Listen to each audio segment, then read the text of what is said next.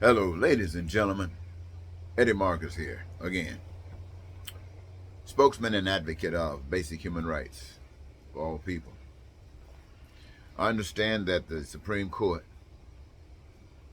reversed Roe versus Wade, and that abortions that had been legally permitted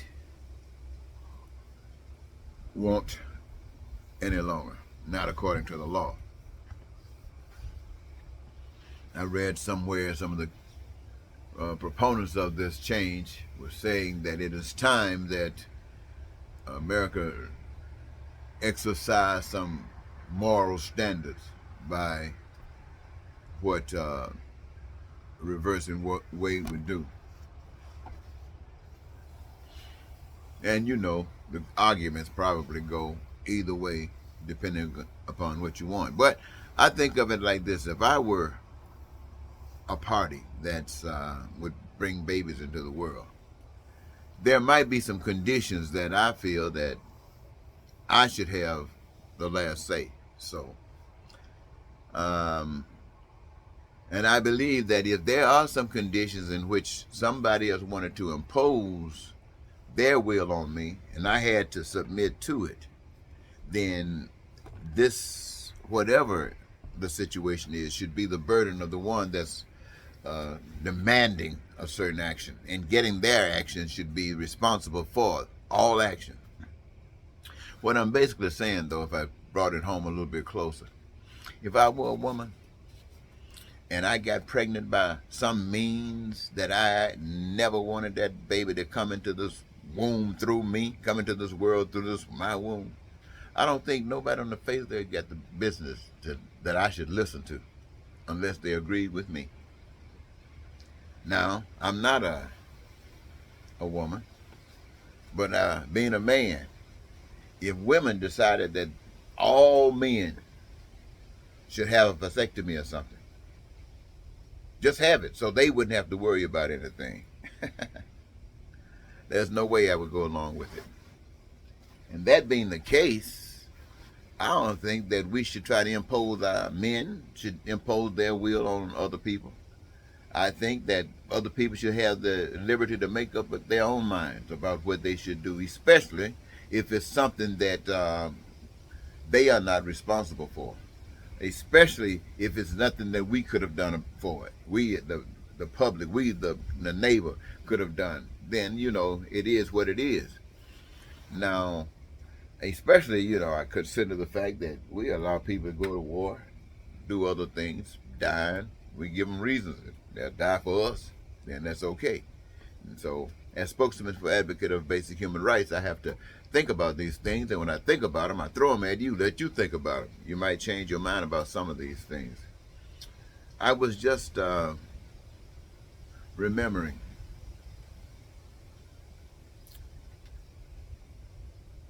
the Supreme Court. I understand when they came before the people, for the people to check them out and see what kind of justices they would be. They asked them certain questions, and one of them had to do with Roe versus Wade, and they wanted to basically see if you were coming in here trying to change these things around. We've had this going on for quite some time. It's a precedent. We, the people, have made that decision, and we want to know: are you trying to hijack and come in here doing some strange things that we don't want done? That's what the question basically asked, and they said three of these people who voted to get rid of the abortion issue said no, we wouldn't mess with it, and then came right into the court. Now, what does that say to all of the people everywhere? This court that's supposed to be above reproach don't even have a system set up to test and to check them. In other words, they're free to do whatever they want to do. Some more people above the law. You ask yourself, now what is that all about? Yet and still, it's nothing new. It's just exposed.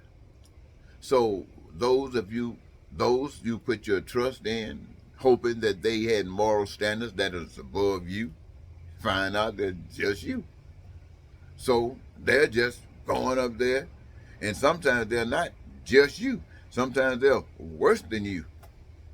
But I'd like to think about the justices that says we're going to take away women's rights and make them submit to our rights.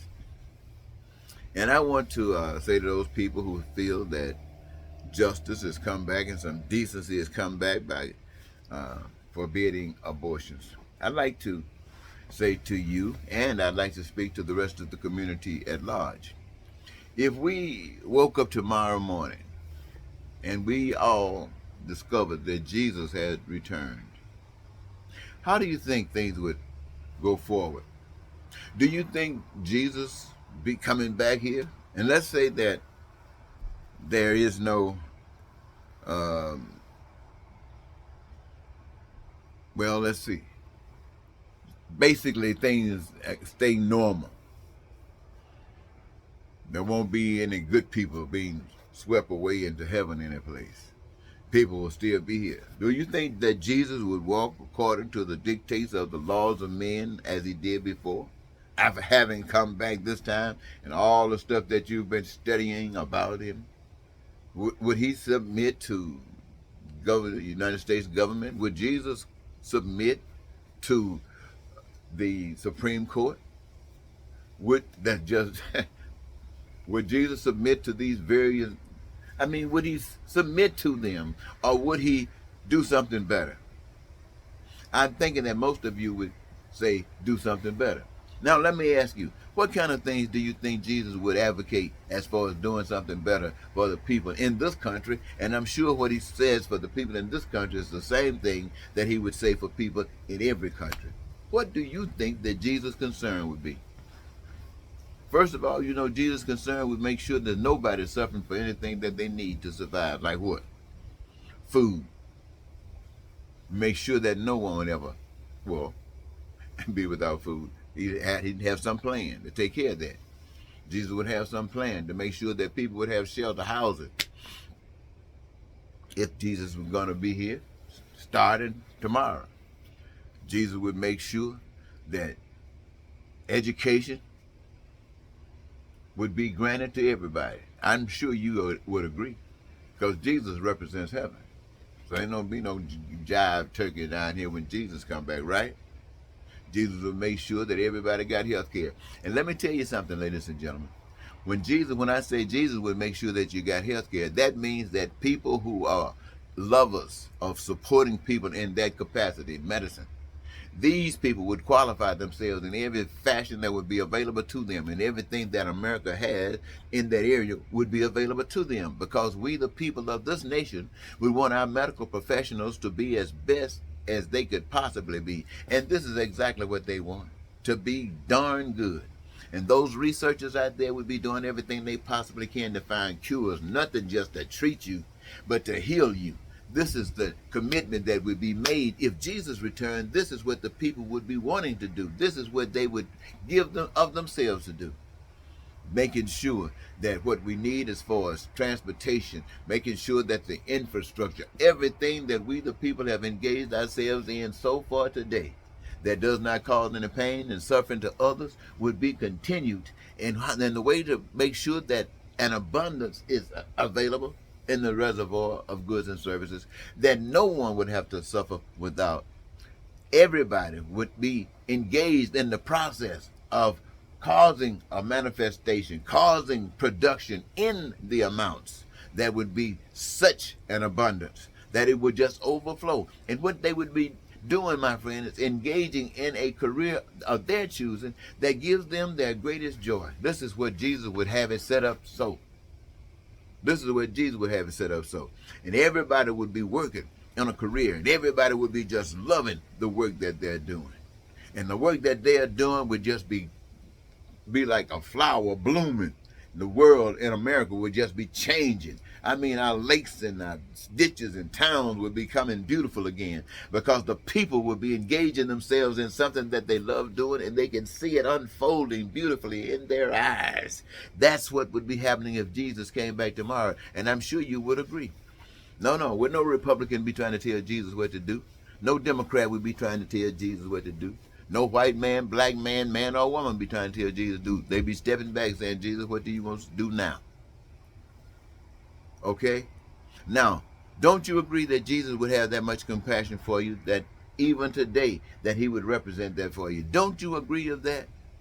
Well, if you agree that Jesus would have that for you, what would that produce? That would produce peace. That would produce prosperity. That would produce freedom. That would produce joy of life, engaging yourselves. It would mean that your dreams could come true, that your wants, your needs, and your desires would be available to at your leisure. You won't have to suffer for any of these things. No lying, no cheating, no stealing, no killing, no racism, no hatred, no bigotry, no terror, no war, none of that stuff. Jesus come back, that we don't be listening to men. We won't be listening to the Republicans and Democrats and blacks and whites and this and lies and that. So I say to you, ladies and gentlemen, if that's what Jesus would do when we wake up tomorrow, for those of you who are so concerned that the babies are born and that you will commit to that, for those of you who think that's a step morally up in doing that, then look at this bigger picture that Jesus would offer. And why not do that as if Jesus is offering it today? Because I want you to know, ladies and gentlemen, Jesus has already offered it, but you haven't seen it like that. But now that you have seen the baby being born, I know that has put you in the mindset that you can see bigger and better, and especially in Jesus style. So let's do it Jesus style. So what am I saying to you, ladies and gentlemen? I'm saying to you that it's time that we wake up. I'm saying to you that the greatest life is yet to happen. And it's just flowing all about us, hoping, wishing that we would reach out. Let us reach out and grab a zest of life for ourselves. For we older people, before we go, we don't have too much longer. And then for you younger guys and ladies and youngsters, live. Come on, let's live. The things that we are familiar with, the pain and the suffering and the problems that we've experienced all our lives, if we change, those things would go away. Now, I know one of the things that I'm just going to say that I believe that most of you have given some thought to when you say, if you straighten up and try to do everything right, there's one thing that you probably are going to have a problem with, and that is dealing with the opposite sex. That is cheating. And we say cheating because we've learned to believe that if you're doing something like that, you know what I'm talking about, that you're cheating.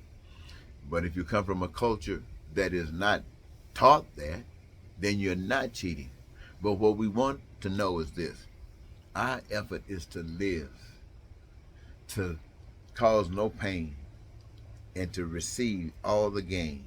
And with a mindset like that, we will do the right thing. Consider this, ladies and gentlemen. I am taking every initiative, every opportunity I possibly can to advocate to everybody that I can get to listen, that unless we change our ways, we're going to have problems and problems and problems. The evidence is we've lived over 200 years here in this country. And right now, at this date, at this time, all of the problems that we have come through, all these problems that we have experienced, mankind, humankind, human being, in their rational thinking, have concluded that it is best to go back in time when they were abusing people because it made them feel good, because they had power. Somebody told them that they were deserving of it, worthy of it. And now they think that somebody's going to sit back and allow that crap to happen again. It's darn stupid and foolish. But that's the way men act. That's the way men and women and humankind think, because they're selfish and they're filled with evil. And they are of that because they haven't had anyone to teach them what love is. And now is an opportunity for all of us, because Jesus being here tomorrow morning just showed us, and we just agreed what love is. And now having that example, we can wake up tomorrow knowing that we are ready to get involved in taking care of business to make sure that all of America becomes an example to the whole world of what love is. And knowing what love is, we will understand everything about what love has got to do with it. Okay, ladies and gentlemen, until tomorrow, I'll say good night.